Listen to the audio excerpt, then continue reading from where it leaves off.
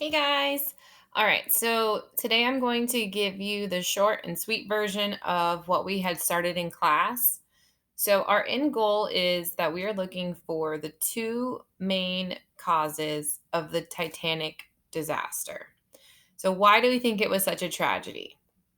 So far, we have read the two articles, the Titanic background information and the watertight compartments. We updated our causes there. We also have read the Night to Remember, which you should have reviewed last night, and then we're going to update our causes together today.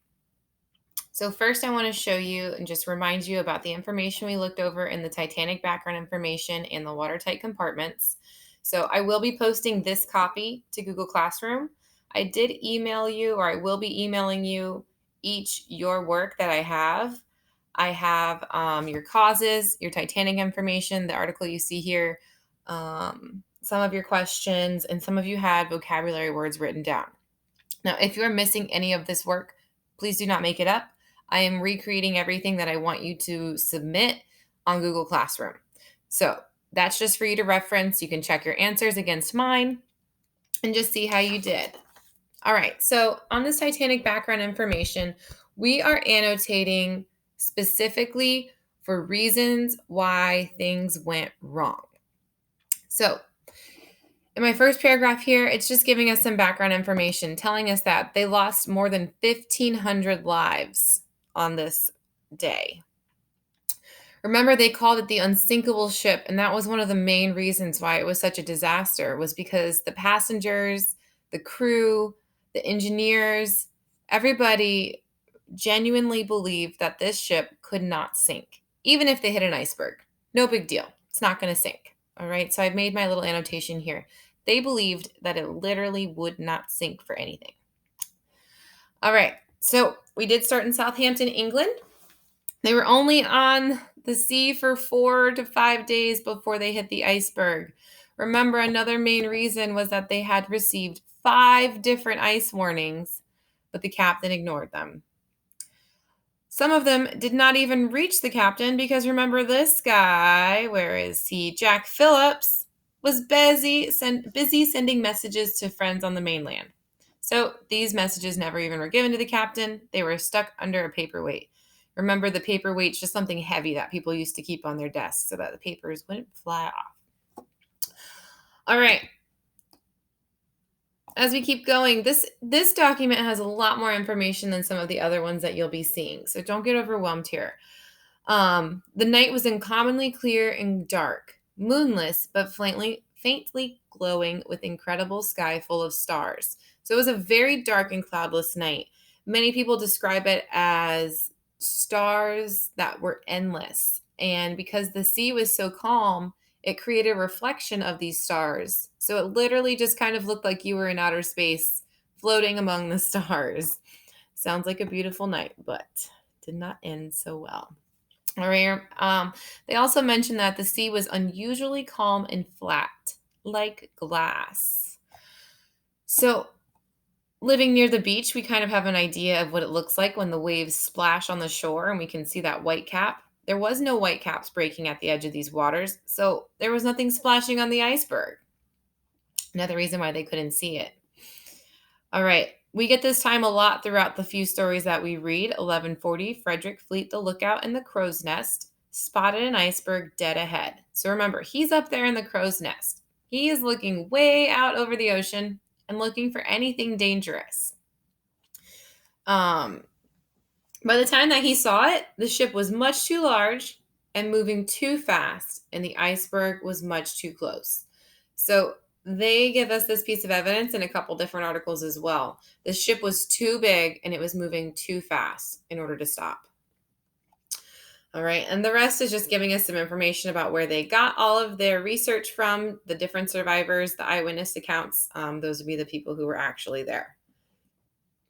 All right, going into our next page, I just want to point out this part of the ship. The bottom part of the ship is called the hull. All right, and you can see here where all the smokestacks are, the steam stacks. Remember, the Titanic was coal run. They had those firemen underneath there that were running all the coal rooms. All right. The watertight compartments, like I said, did not have as much information, but let's go ahead and check it out. It's very interesting to me. So again, it was unfairly titled The Unsinkable. So I wrote the same annotation. They believed it couldn't sink.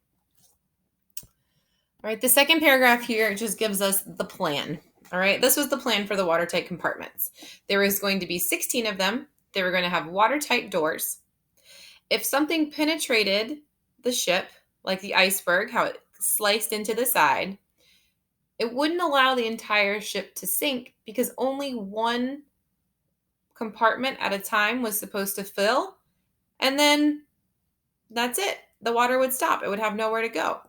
This would allow them to evacuate with time to spare so they could go slower, and the ship would sink very, very slowly because not a lot of water would get into it. Well, major problem. They didn't have a roof. So it's like having a jar with no lid. Remember, we talked about it being like an ice cube tray.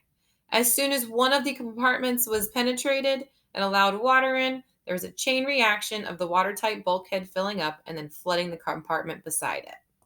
So clearly, the watertight compartments did not slow down the sinking.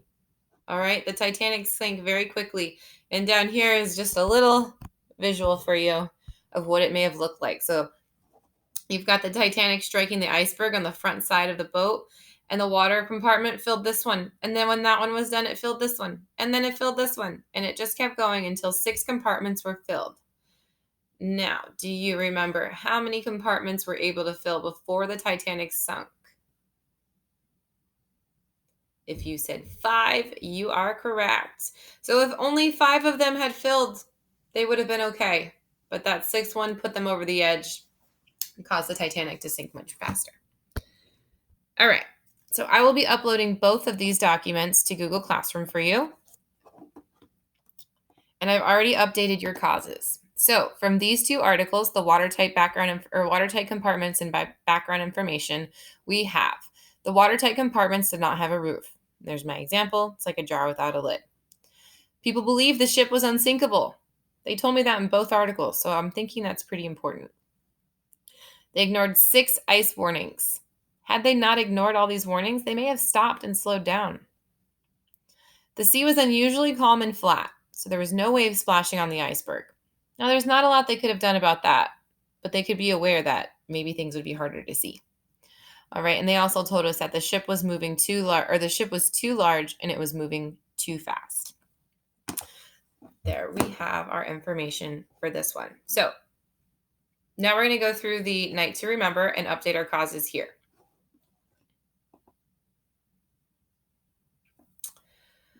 So our story here from Walter Lord is giving different eyewitness accounts from passengers who were on the Titanic that night. They survived this disaster. So that's how we have their information. Not sure if I can zoom in on here, but I will try.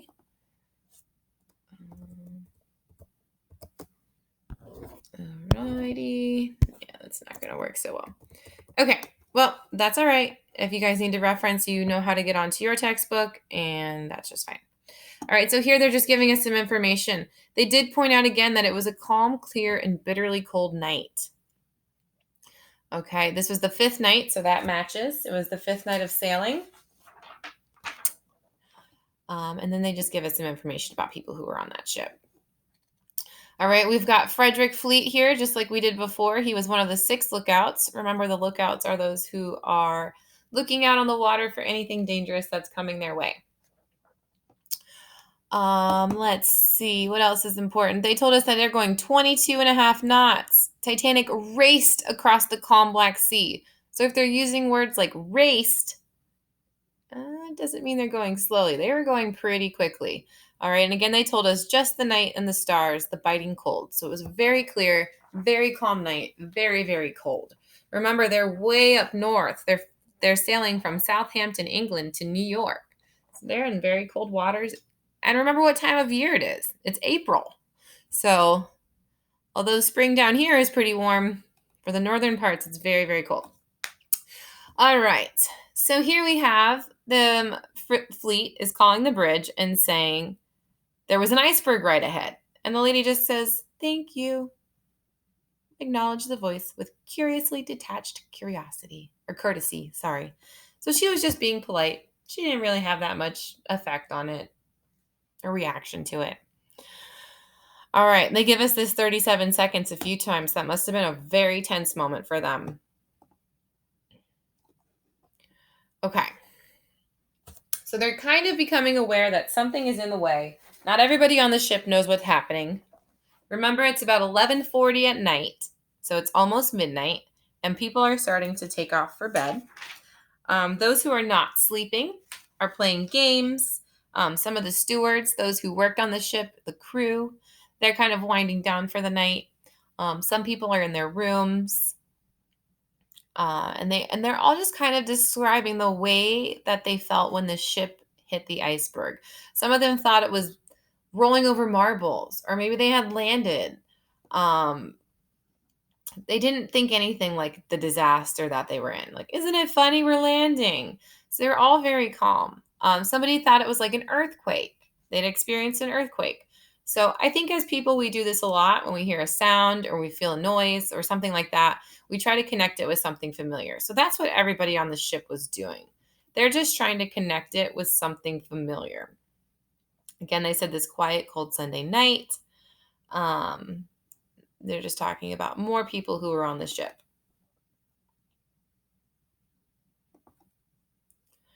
All right, things start to get a little bit more tense here as the emergency doors are starting to close. They're realizing that they did hit an iceberg.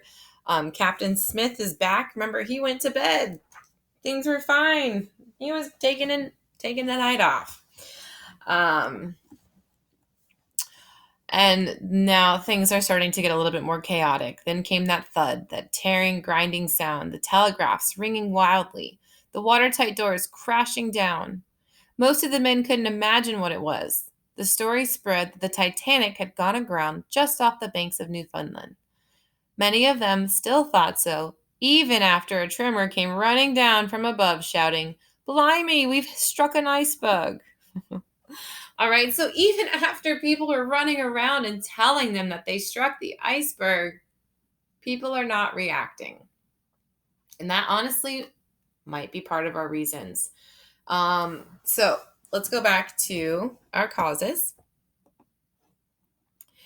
And when I'm doing my causes here, I'm just doing a little bulleted list to keep it nice and organized. So come up here where we say our bullets. I'm just going to select bulleted list. And the first thing I remember was the same from the other article, that it was a cloudless sky, dark night, no moon. Okay. They also mentioned the calm seas, cold night. Our captain, went to bed early. And even if he had been there, he wasn't listening to the ice warnings.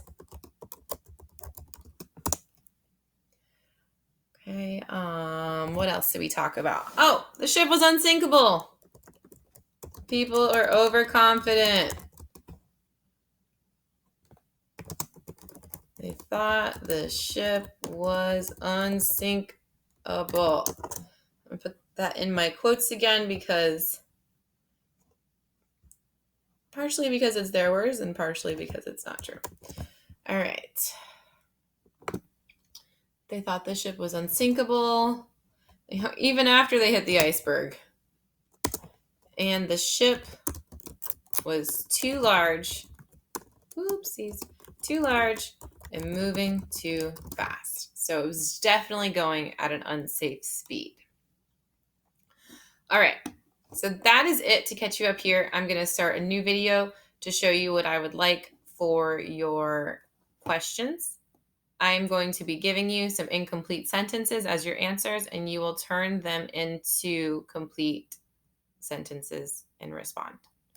So check out the next video for that.